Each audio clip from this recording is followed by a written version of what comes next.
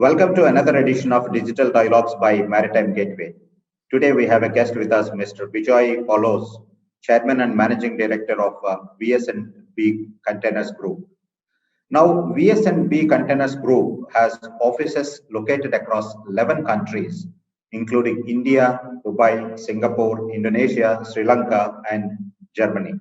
The business verticals of the company include marine container leasing and trading, one-trip container sales, and container repositioning. VS&B is the largest container leasing company based out of India with a fleet over 35,000 TEUs. Bijoy has started his career as managing trainee with Bauman Lorry and Co. Limited and worked for a span of 16 years between 1980 and 1996. During this period, he had worked in Kolkata, Kochi, and Chennai. In 1996, he promoted VS&B Containers Group, headquartering at Chennai. Again in 2004, he promoted I Interchange Systems Private Limited at Chennai, which is an IT company that develops products and solutions for container shipping and logistics domain. Bijoy is an active member of the Rotary and currently the managing trustee of Rotary Club of Chennai. The club supports social causes in the field of child education, women's empowerment, and healthcare. Bijoy is also a passionate trekking enthusiast, deep sea diver, and shuttler, apart from being an avid traveler. Very colorful profile, Mr. Bijoy. Thanks for joining us. Welcome to the show. Thank you, Ramprasad. Thank you for having me on the show. Okay. Before I begin with my questions on your company and the products and services, it is the Silver Jubilee year of VS&B, and I believe that you made a short film on the journey of 25 years. So, yes, let me play that film for the viewers, and then we can continue with the question and answers. Sure. Thanks, Ramprasad.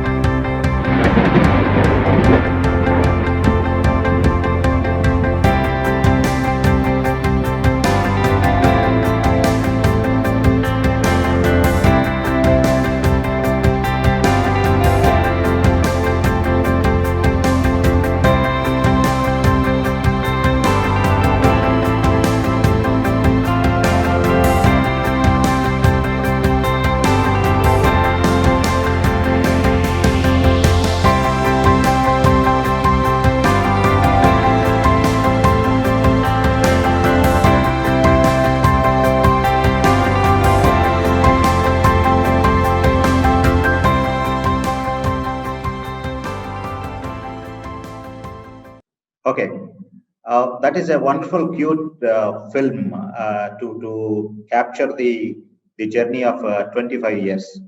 But I would like to go in detail into the journey of these 25 years. Can you give me a brief on on what are the important milestones in this journey, and how the business evolved over a period of time. Well, Ramprasad, we started off in 1996 as agents for Kronos Containers. They were one of the largest container leasing companies. It's a British American company headquartered in San Francisco. And we started off as agents for them in India.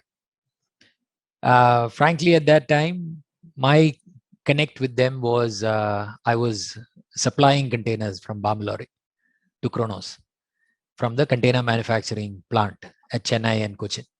That's how I came into contact with them. They asked me, I agreed, and thus VS&B was born. But within a year, we did, fortunately, because of my team and the hard work everyone put in, we did well. Slowly, areas started getting added on.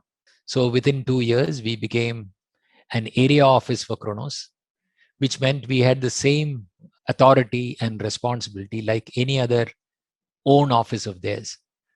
And we were made area office for the Indian subcontinent.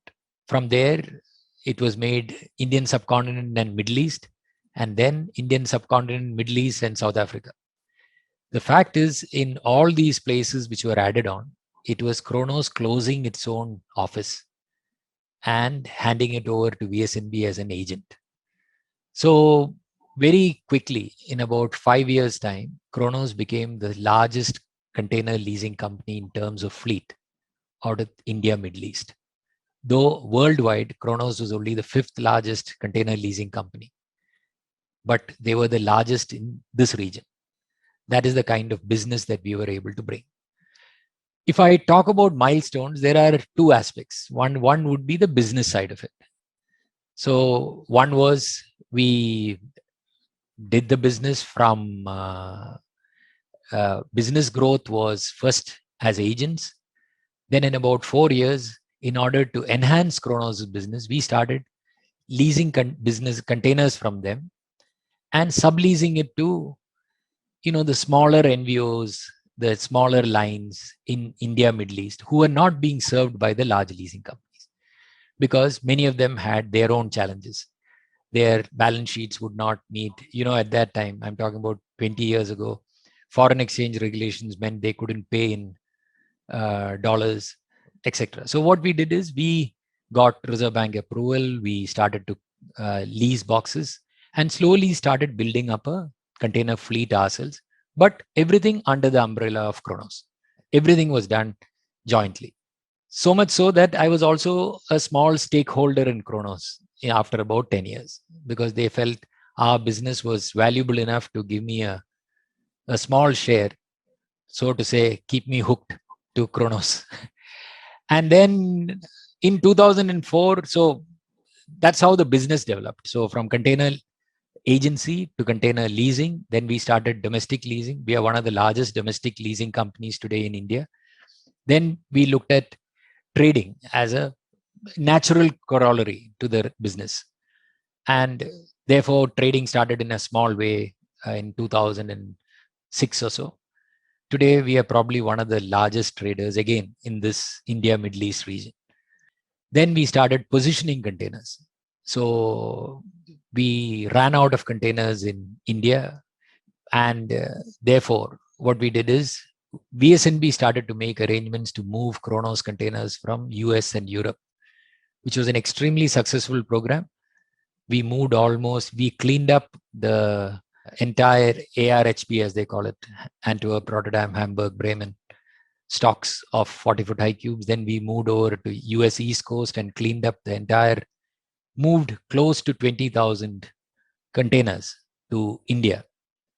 So revenue for Kronos and revenue for us.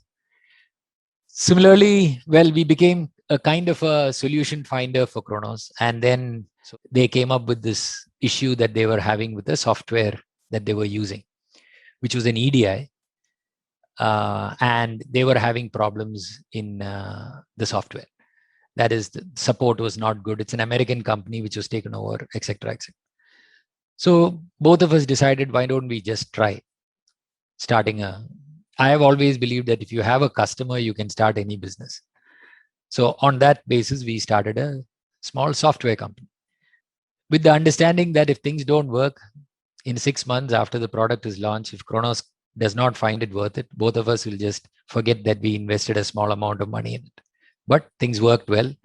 17 years later, that software company today deals with about 8 international leasing companies for their gate in, gate out, the EDI transmission.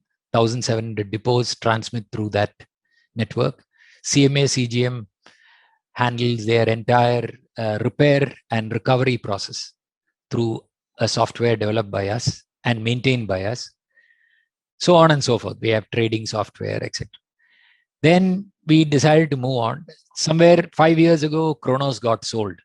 So I lost a huge partner in Kronos. It was taken over by another leasing company. At that time, we decided that then we were allowed, we had the freedom to do what we wanted completely. Right? So we decided to make ourselves a full-fledged container leasing and trading company. So immediately we started an office in Singapore, then in Indonesia, and expanded our office in Dubai. And 2 years ago, just before Corona hit, we started our office in Germany with an old colleague of mine in Kronos. So there we started a new line of business. So from container trading, we moved on to one-trip containers, which is primarily moving new boxes to built specifically for the European hinterland in Germany, Poland, Czechoslovakia, Hungary, etc. So that's been our journey. Well, it is not a short one, but yeah, ups and downs. We have seen 2 really serious falls in the shipping industry in the last 25 years. Right? We managed to keep our head above water. At least we are here to tell the tale 25 years later. That's really an amazing growth story that we have seen, which logically took one step at a time, taking the opportunity and then moving forward. Wonderful. Before we get into the other details, can you explain a little bit about the container leasing and container trading part of it? How does this work, and how much of a percentage of your business now is into leasing and trading and these one-trip containers? Yeah, actually, there must be a close to about 40 million containers in the world. That's pretty well known. What is not very well known is that 50% of that fleet is actually owned by container leasing companies, and only 50% is owned by container shipping companies. Container leasing companies don't have the public presence or image of Maersk or CMA or MSC, etc., because they are more in the background. The shipping lines know of them. So container leasing operates more or less on the same basis as, on the same principles as car hire. I may have a car here, but when I go to Bombay, I need to hire a car because my car is lying in Chennai. So it works that way. And I use it for where I want. Or take a principle of the way a Hertz or an Avis operates in the US. They have car depots all over the country, thousands of them, and they store all kinds of cars. And you can hire from any place, sign an agreement, and you agree that you identify whatever damages are there or what it is, fuel. And then when you return it, they will assess to say, these are the damages which are afresh, which you have to pay for, or these are the things which you need to clear. And then you give back the car and you pay for the rent for the period that you have used.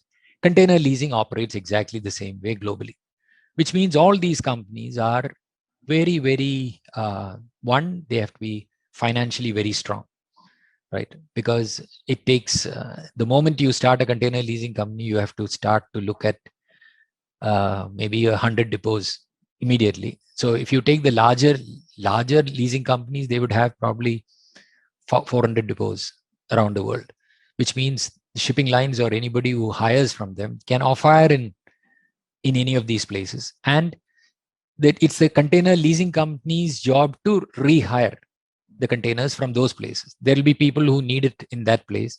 You have to find the market or reposition the box. So technically, a leasing company needs to work on globally or in the area that you want to or you deal with. For example, VS&B operates primarily its leasing between Southeast Asia, Indian subcontinent. We don't go elsewhere. So we don't deal with customers who need it in, say, Europe or other places because we want to restrict it. But still, we operate something like close to 60 depots, right? Common user depots. It's the same depots that maybe shipping lines and other leasing companies use. So that's how the international leasing operates.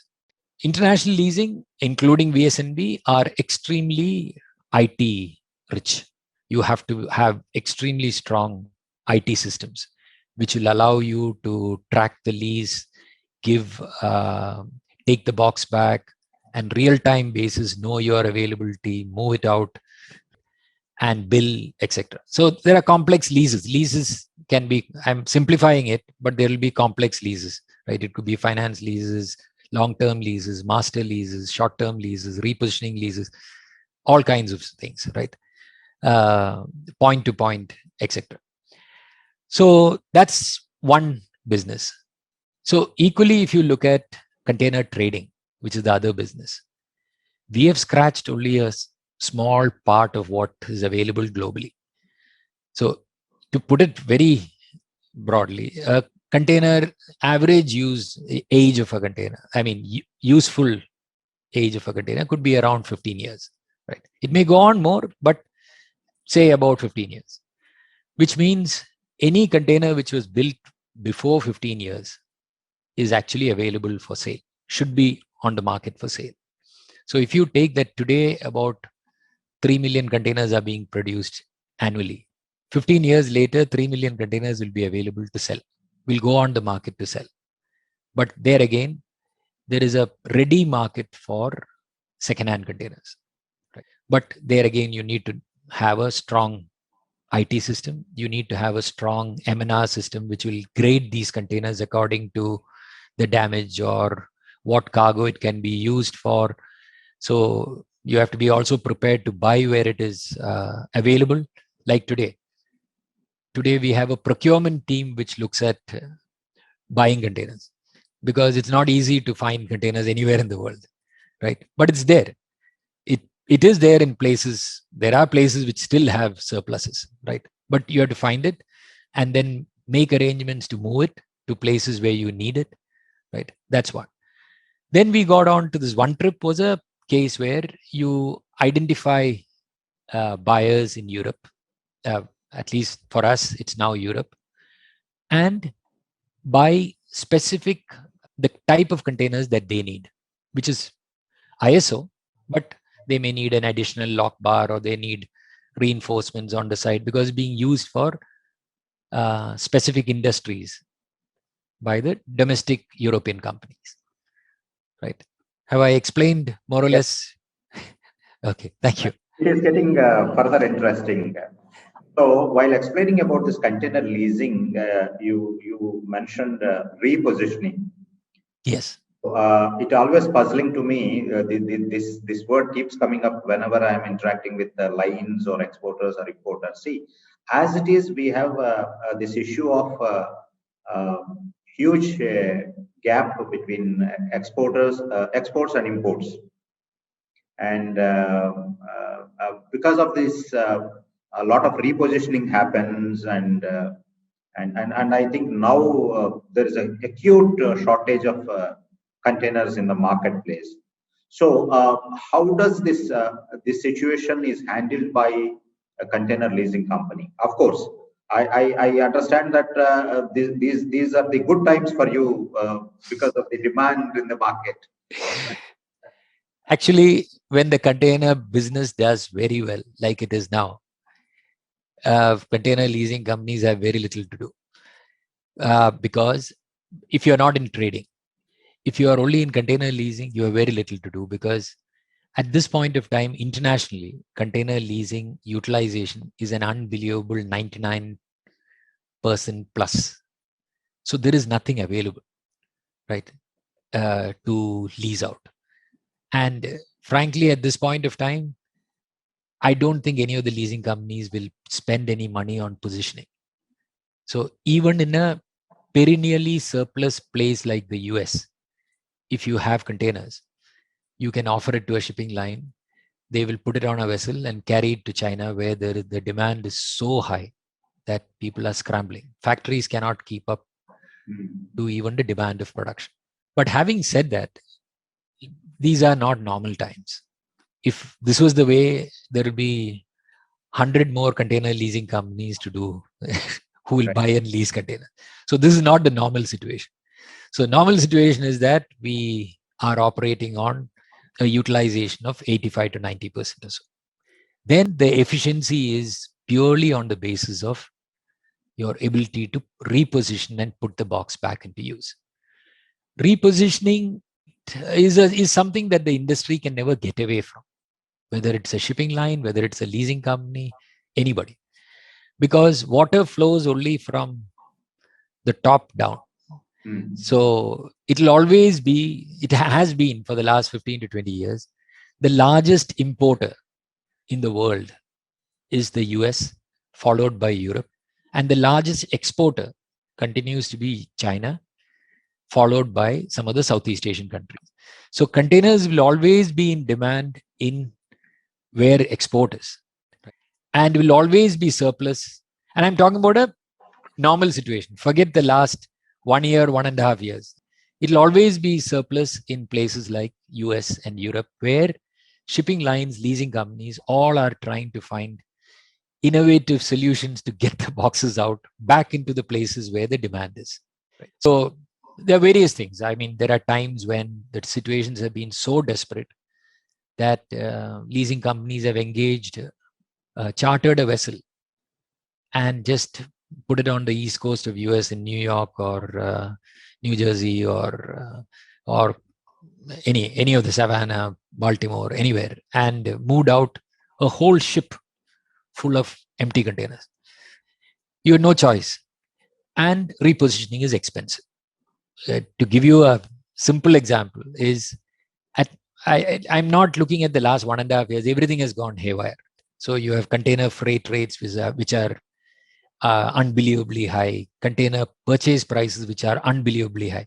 But in a normal trade, when you buy a container, it costs probably about $2,500 in China.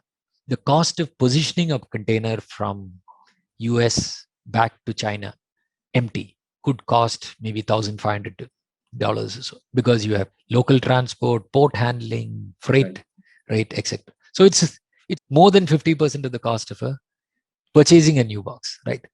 In normal circumstances, right?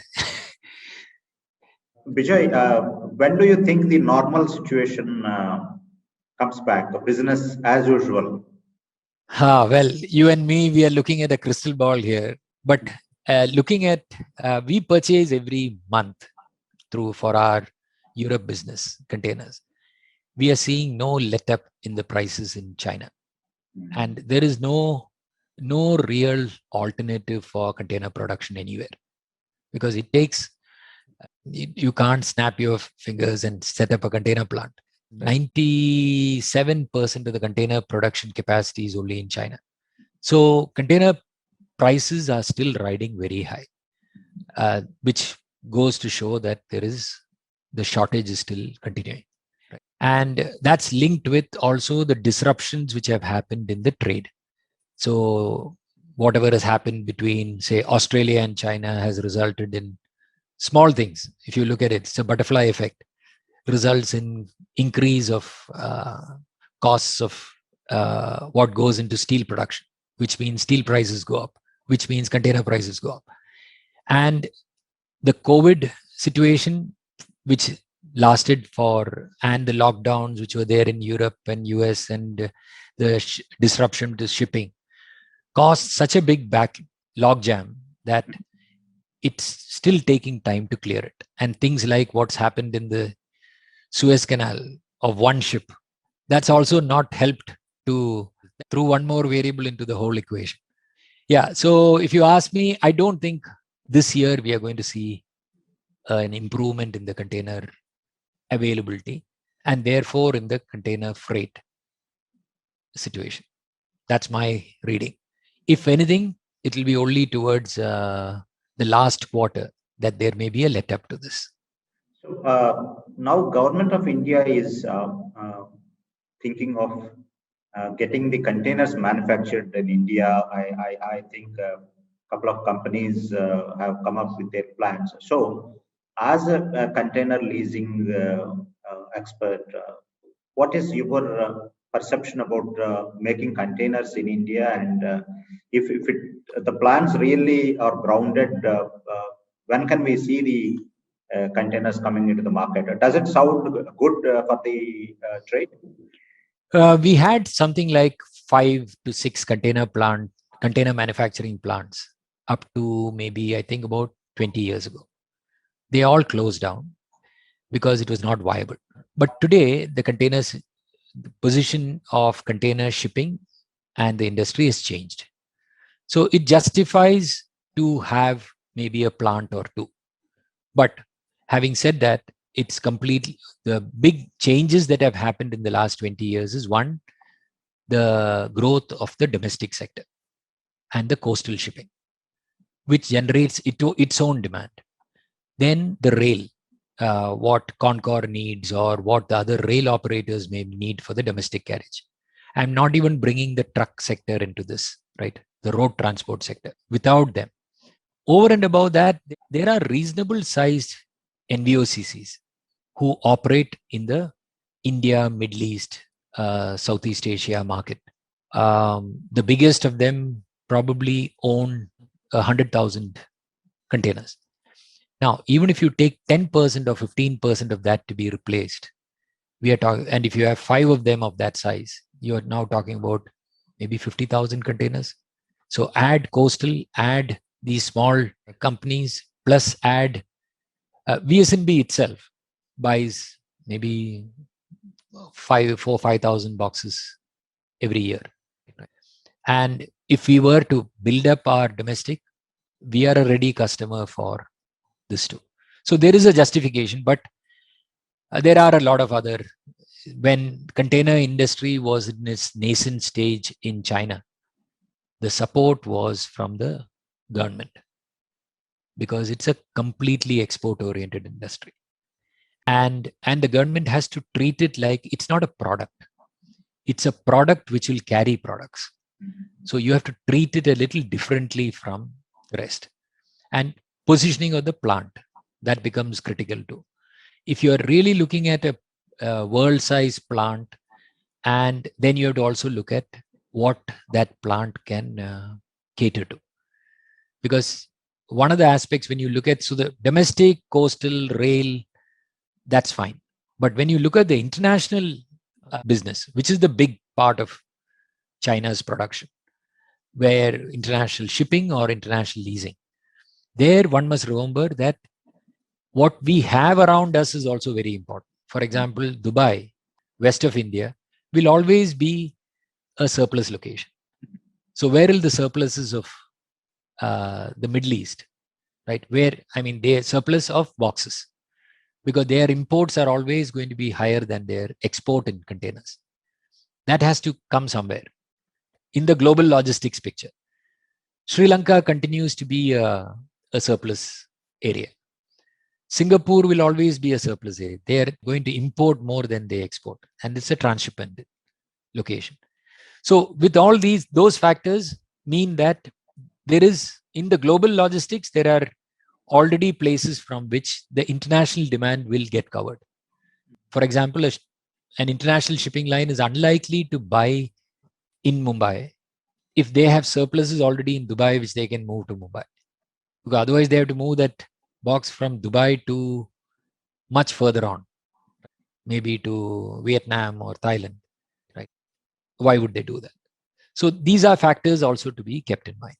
I don't know whether I have explained the Yes. It, it, And one last question.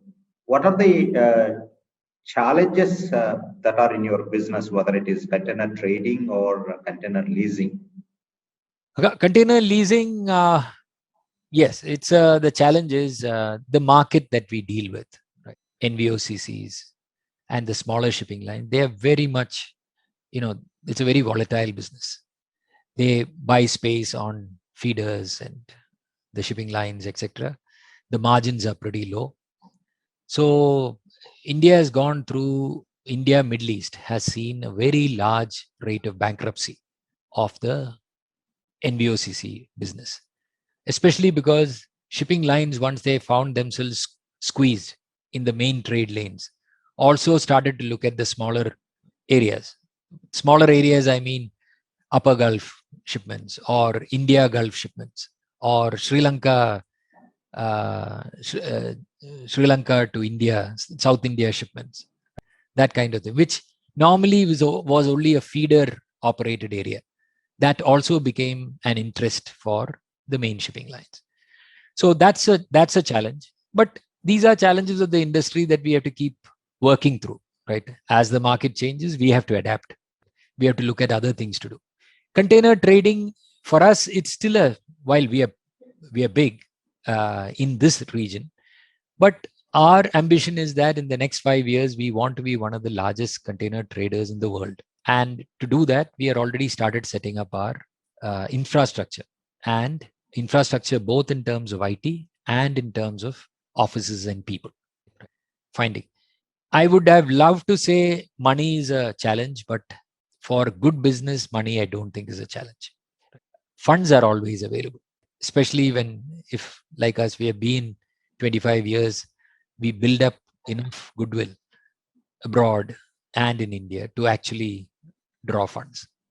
Bijoy, thank you very much for joining us and sharing a lot of insights into not only VS&B journey, but across container trading, container leasing, and the availability of container shortage, future demand, etc. Thank you so much. Thank you very much, Ram Prasad. It's a pleasure talking to you. Thank you for having me on the show.